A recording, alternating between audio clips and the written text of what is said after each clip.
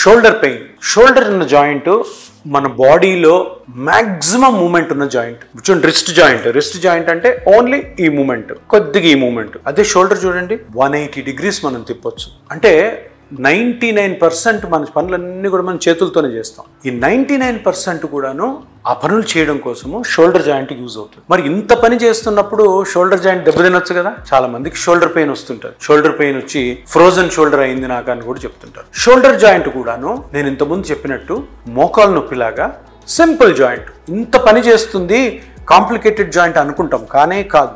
చాలా simple joint అది. ఒక జాయింట్ ఉంటుంది 2 ఎముకల మధ్యలో, దాని చుట్టూ ఒక 4 మజిల్స్ ఉంటాయి. అవి ఈ మజిల్స్.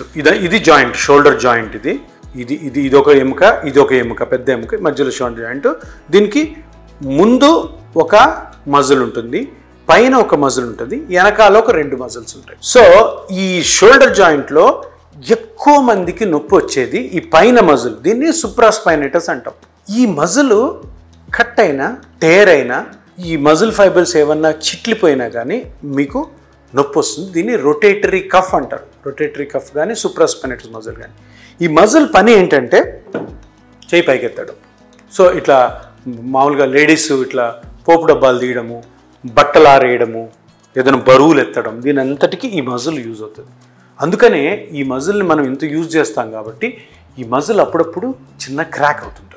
సో టేర్ అంటాం దాన్ని. మీరు ఎంఆర్ఐ తీసుకున్నా కానీ రొటేటరీ కఫ్, లేకపోతే supraspinatus partial tear, tendinosis, tendinitis, complete tear అని ఉంటుంది.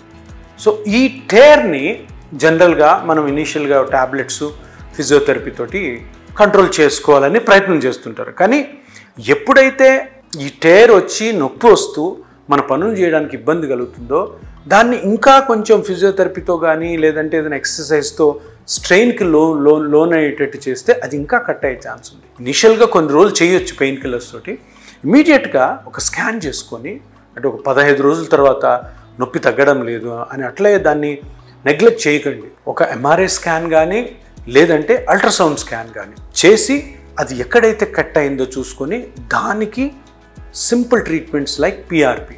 ఈ పిఆర్పి ట్రీట్మెంట్ తోటి మీ బ్లడ్లోని గ్రోత్ ఫ్యాక్టర్స్ని కానీ ఆ కట్ అయిన ప్లేస్లో వేయగలిగితే, కరెక్ట్గా అల్ట్రాసౌండ్లో చూసి, బ్లైండ్గా కాదు, అది మళ్ళీ నెమ్మదిగా ఆ ఫైబర్స్ని అటాచ్ చేసేసి మళ్ళీ ఇది నార్మల్గా అయిపోతుంది. ఒక్కసారి అటాచ్ అయిన తర్వాత మళ్ళీ రీహాబిలిటేషన్ అంటే స్ట్రెంగ్తనింగ్ చేసుకోవాలి. మనం ఎంత బాగా స్ట్రెంగ్తనింగ్ చేసుకుంటే మళ్ళీ అంత నార్మల్ అవుతుంది. గుర్తుపెట్టుకోండి, షోల్డర్ పెయిన్ వచ్చిన తర్వాత ఒక 10-15 రోజుల తర్వాత కానీ మీకు నొప్పి తగ్గకపోతే అది తప్పకుండా ఈ రొటేటరీ కఫ్ టేర్ అయి ఉండొచ్చు. వెంటనే స్కానింగ్ చేసుకొని దానికి ప్లాస్మా థెరపీ కానీ పిఆర్పి థెరపీ ద్వారా కానీ కంప్లీట్ రికవరీ పొందొచ్చు. కానీ కొన్ని జాగ్రత్తలతోటి ఆ షోల్డర్ని మనం కాపాడుకోవడం ద్వారా ఎక్కువ కాలము, దీర్ఘకాలంగా మీరు ఉపశమనం పొంది మళ్ళీ నొప్పి రాకుండా మీరు ఉండొచ్చు.